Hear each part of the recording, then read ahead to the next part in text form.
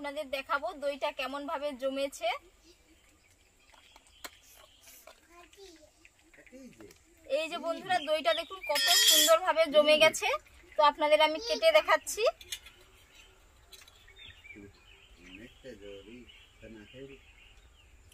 বন্ধুরা বিনা দুধের দই যে এত সুন্দর হয়, আপনারা যদি না বাড়িতে একবার বানিয়ে খান তো আপনাদের বিশ্বাস হবে না।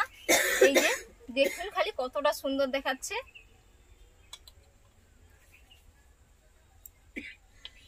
নমস্কার বন্ধুরা, সুজাতা ভিলেজ কুকিং এ আপনাদের অনেক অনেক স্বাগত জানাই। আজকে আমি আপনাদের কাছে সম্পূর্ণ একটা ইউনিক রেসিপি নিয়ে এসেছি। আপনারা বাড়িতে কিভাবে বিনা দুধের দই বানাবেন। তো সবার মনে প্রশ্ন হতে পারে বন্ধুরা আমি আজকে আপনাদের বিনা দুধের দই বানাবো, তো আপনারা হয়তো ভাবছেন বিনা দুধের দই আবার কিরকম ভাবে হয়। তো আমি এখানে বাদাম নিয়েছিলাম 200 গ্রাম বাদাম। এটা আমি রাত থেকে জলে ভিজিয়ে রেখেছিলাম, দিয়ে জল থেকে ছেঁকে আমি এর খোসাগুলো ছাড়িয়ে নিয়েছি। তো এটা আমি কাঁচা বাদাম নিয়েছি। এই যে দেখুন, এই যে খোসাগুলো ছাড়িয়ে নিয়েছি। তো এবার আমি এগুলো শিলপাটাতে বেটে নেব। তো আপনারা চাইলে কিন্তু মিক্সিতেও বেটে নিতে পারেন।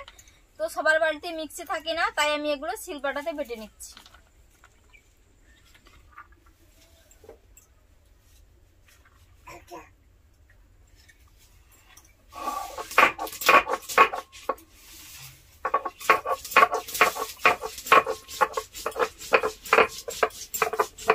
এরকম ভাবে শিলপাটাতে মিহি করে বেটে নেব সব বাদামগুলো।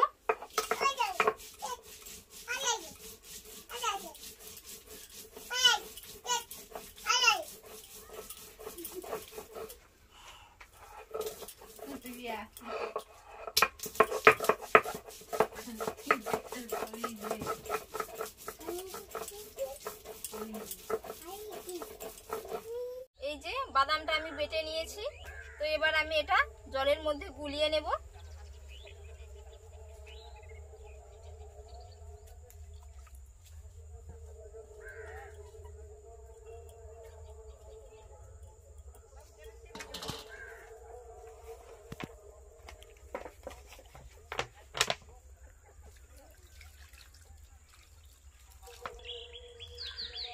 এই যে জল দিয়ে আমি ভালো করে গুলিয়ে নিয়েছি। এই যে গুলিয়ে নিয়েছি। তো এবার আমি একটা ছাঁকনি নিয়েছি, ছাঁকনি দিয়ে আমি ছেঁকে নেব। এই যে বাদামের যে খোঁয়াগুলো আছে ওগুলো ছাঁকনিতে থেকে যাবে।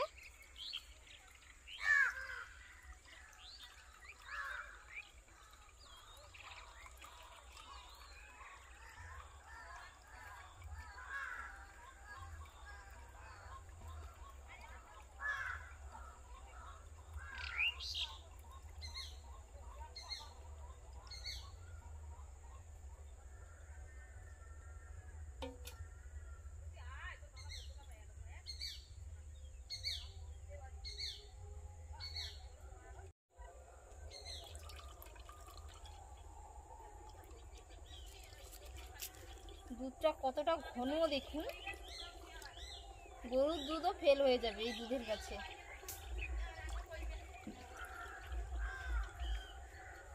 আর বন্ধুরা বেশি কিছু উপকরণ লাগবে না, মাত্র 2 থেকে 3টি উপকরণ দিয়েই কিন্তু খুব সুন্দরভাবে দই হয়ে যাবে। চেপে চেপে দুধটা বের করে নেব।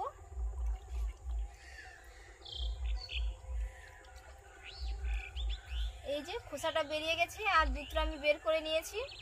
এবার আমি উনান জ্বালিয়ে দুধটা ভালো করে জাল করে নেব।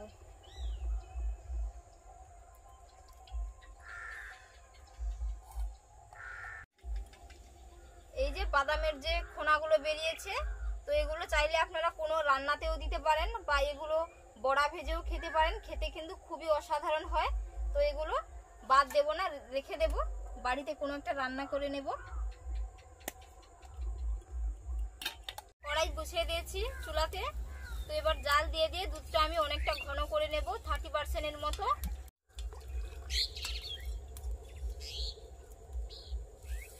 যাতে না এর সরটা জমে যায়। জাল দিতে অনেকটাই ঘন হয়ে গেছে,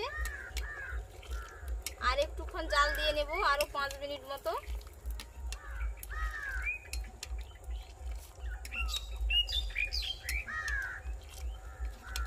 সন্ধ্যার সময়ে দই বানাতে বসে গেছি, আর সন্ধ্যার সময়টা হচ্ছে দই বানানোর পারফেক্ট টাইম। তো এই জমালে দইটা খুব সুন্দর বসে যায়।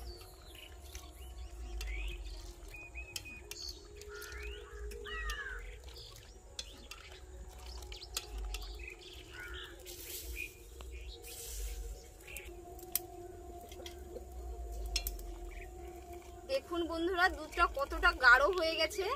আর বাদামের দুধ না, সত্যি বলছি অনেকটাই গাঢ় হয় কিন্তু। এই যে, তো এর মধ্যে আমি 1 কাপ চিনি দিয়ে দিচ্ছি মিষ্টির জন্য, যেহেতু আমি মিষ্টি দই বানাবো।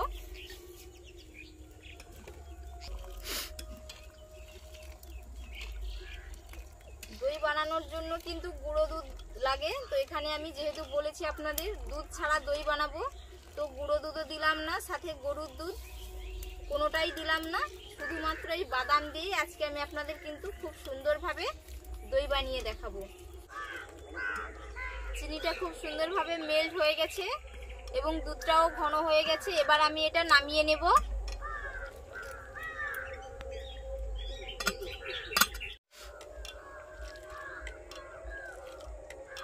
নামিয়ে নিয়েছি, এটাকে এইরকম খুন্তি দিয়ে নাড়তে নাড়তে ঠান্ডা করে নেব। তো দইটা জমানোর জন্য কিন্তু একটু টক দই বা মিষ্টি দই লাগে। তো এখানে আমি ছোট চামচের এই চামচটার আমি 3 চামচ দই নিয়েছি। তো এটা দিয়েই আজকে আমি দইটা জমাবো। তো আমি টক দই নিয়েছি, এটাকে ভালো করে ফেটিয়ে নেব।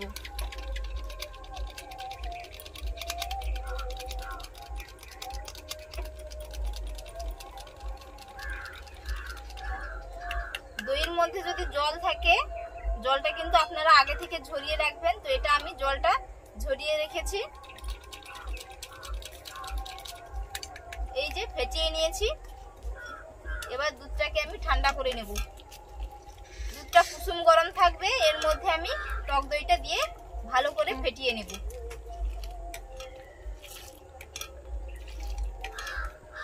দেখে নেব দুধটা কতটা ঠান্ডা হয়েছে।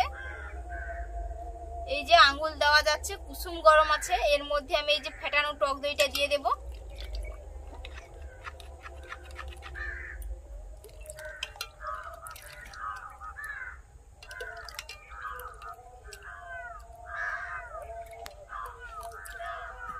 হ্যান্ড উইচ দিয়ে ভালো করে ফেটিয়ে নেব।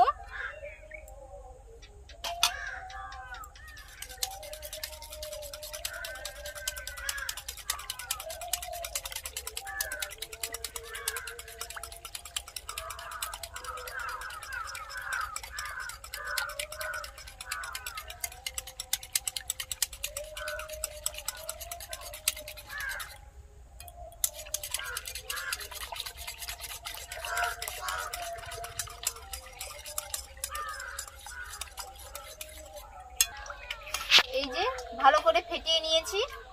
এবার আমি এই ডিব্বাটার মধ্যে ভরে দেব। তো বন্ধুরা, চাইলে এখানে আপনারা কিন্তু মাটির ভাঁড়ও নিতে পারেন। তো মাটির ভাঁড় কিন্তু সবসময় পাওয়া যায় না হাতের কাছে। তো আমি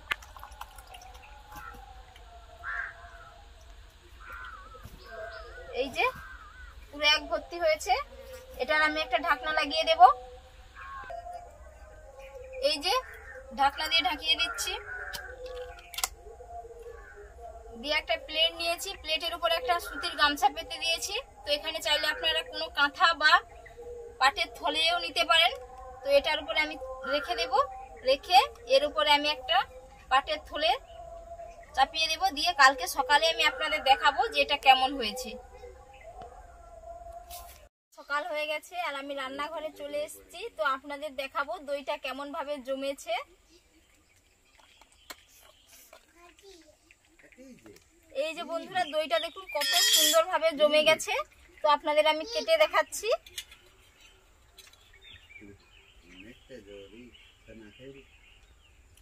বন্ধুরা, বিনা দুধের দই যে এত সুন্দর হয়, আপনারা যদি না বাড়িতে একবার বানিয়ে খান তো আপনাদের বিশ্বাস হবে না। এই যে দেখুন খালি কতটা সুন্দর দেখাচ্ছে।